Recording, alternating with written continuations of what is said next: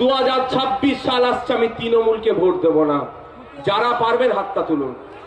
আমরা ওয়াদা করছি তো নাকি 2026 সাল আসবে আমরা তৃণমূলকে ভোটটা দেব না? কারণ কেন? ও মাদ্রাসা মসজিদ বাঁচানোর লড়াই আমার পাশে ছিল না, উল্টে আমার ভাইদের নামে মিথ্যা মামলা দিয়েছে। আমরাও 2026-এ ওকে ভোটটা দেব না।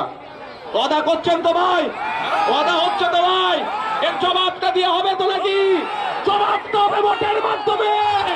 মমতা ব্যানার্জিকে বুঝিয়ে দেব মুর্শিদাবাদের মানুষের ক্ষমতাটা কি আছে বুঝাতে হবে।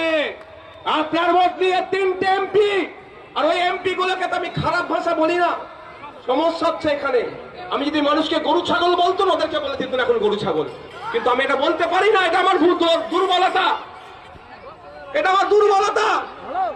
মাস গেলে মোটা মোটা টাকা পাচ্ছে, তারা অন্তত একটা সুপ্রিম কোর্টে মামলা করতে পারলো না।